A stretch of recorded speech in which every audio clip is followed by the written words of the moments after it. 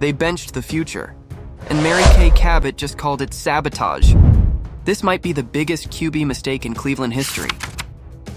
Cleveland's quarterback drama just exploded into full view, and no one saw it coming except for Mary Kay Cabot. And so I was actually here when that happened, but I did watch it on video, and I was surprised that he would handle it like that. But once again, as you mentioned, this was a response to what Rex Ryan said. Rex Ryan ripped him really, really, really strongly and well, and this was a reaction to that. And we have to sometimes remember that these are very, very young men. People come into the NFL with different levels of maturity. In Tennessee right now, we're hearing Brian Callahan have to stand up there and say that Cam Ward shouldn't have said that his team is ASS, and everybody has different levels of maturity. So, after a brutal loss to the Vikings, insiders report that the Browns pulled the plug on Shedeur Sanders in favor of Gabriel, prompting Cabot to lash out, "You don't bench your most talented QB to protect feelings. This is sabotage, plain and simple. Imagine being a 23-year-old quarterback, already carrying more spotlight than almost anyone on your team, now being benched in the biggest moment." Gabriel steps in, throws checkdowns, shuffles the offense, and nearly loses on the last possession. Yeah, I think, from the beginning, it's the moment you look forward to as a competitor. But, it's part of my job, to be ready, to be that, sense of hope for everyone to continue to be better and come together and create momentum for each other. So excited for that, but just also extremely focused at doing my job at a high level. Then a trusted team insider stands up and calls that decision arbitrary, wrong, and offensive to everything the organization claims to value. That moment isn't just about one game. It's a crack in the Browns' foundation, a test of loyalty, transparency, and identity. For years, fans have whispered that Shedeur was the real future of the franchise, but logic, contracts, team dynamics, and ego all complicate that narrative. Cabot's fiery take might just be the tipping point that forces the front office's hand. In this video, we'll break down what Mary Kay Cabot exactly said, and why it's being called Cleveland's biggest insider bombshell in weeks, the performance Gabriel delivered under pressure. Did he earn the switch or expose why it was a mistake? The real consequences of benching your most promising QB for optics, what this means for Shedeur's future. Is his shot delayed, denied, or merely postponed? If you thought the NFL drama was finished, you're about to see how fast it amplifies when insiders stop being polite. It started quietly, the kind of tension that brews beneath the surface long before anyone dares to speak on it. For weeks, whispers had circled around Berea, Ohio. The coaching staff was losing faith in its own plan. But no one expected the spark to come from Mary Kay Cabot, one of the most respected reporters in Cleveland sports history. After the 21-17 loss to the Vikings, she didn't just question the Browns' decision-making, she detonated it. Her words, "You don't bench your most talented quarterback to protect feelings," hit the airwaves like a cannon. Fans heard it. Players heard it. And inside the locker room, sources say heads turned immediately toward the coach's office. Because when Cabot speaks, it isn't just an opinion. It's usually a reflection of what insiders already know but can't say publicly. And this time, what she was really saying was simple. The locker room believes Shedeur Sanders gives them a better chance to win. Social media exploded within minutes. "Mary Kay just said what we've all been thinking," one Browns fan tweeted. Another added, "If this was about merit, Shedeur would be starting next week." That comment alone racked up thousands of retweets. And suddenly, the debate went national. On ESPN's Get Up, analysts debated whether this was a standard rookie development call or something deeper. I said some things earlier about Shedeur Sanders' unique, if not unprecedented, media encounter yesterday where he opted to mime his answers. What was your reaction to that? And were you there in the scrum as he was doing what he was doing? Dan Orlovsky called it fear disguised as strategy. Ryan Clark put it more bluntly. If you're scared of pressure, don't coach in the NFL. Inside team circles, frustration brewed. Multiple veterans reportedly questioned why the team went so conservative late in the fourth quarter, a time when a quarterback like Shedeur, known for his late-game poise, thrives. Gabriel's stat line told the story. Short passes, safe decisions, Not a single deep completion over 15 yards. He didn't implode, but he didn't inspire confidence either. And that, more than the loss itself, is what pushed Mary Kay to the edge.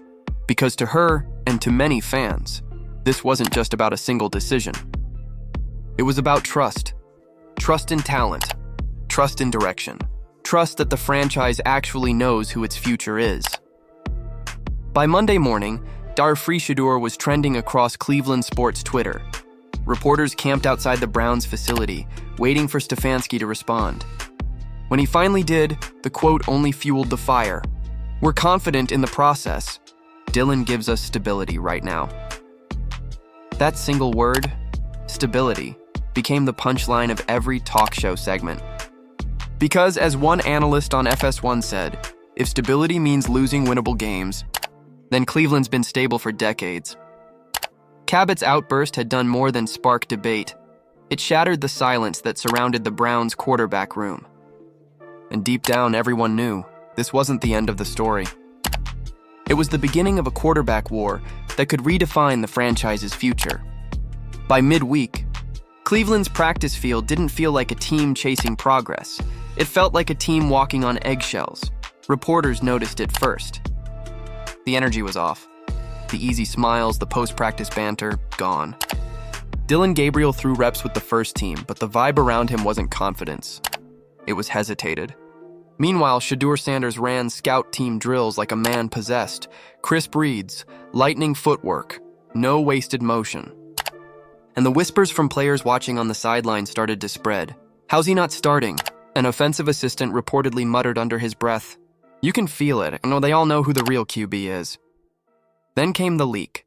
Cleveland.com published an exclusive. Multiple players frustrated by lack of offensive aggression. Inside sources told Mary Kay Cabot that several veterans believed Shedeur could open up the playbook. A subtle but damning statement. By the next morning, sports talk radio was ablaze. Fans called in, furious, echoing the same message. "If you're gonna lose, at least lose with your best guy." Even national outlets picked it up.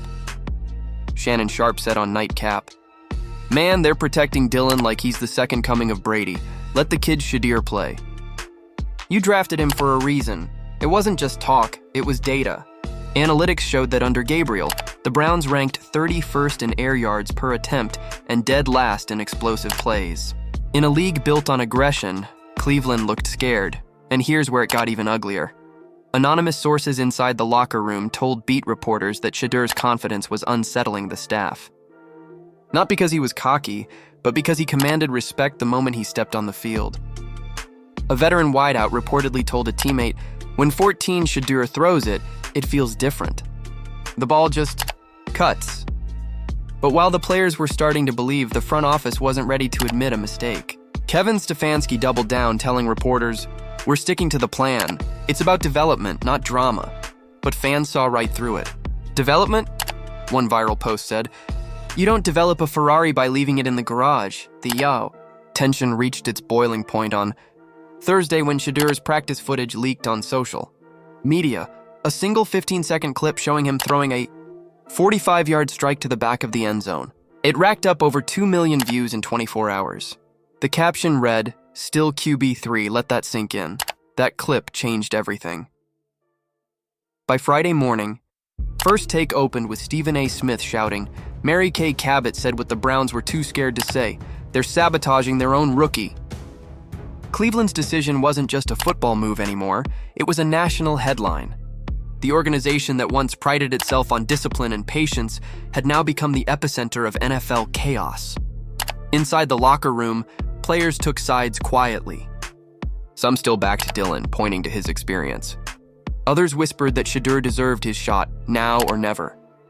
But the divide wasn't just about football. It was about belief. Belief that this team could finally escape its history of mediocrity. And as game day approached, one thing became clear. Every throw Dylan made, every drive that stalled, every mistake, it wouldn't just be about him anymore. It would be compared to the man still waiting behind him, Shedeur Sanders. Sunday in Cleveland wasn't supposed to be dramatic. It was supposed to be a bounce-back game.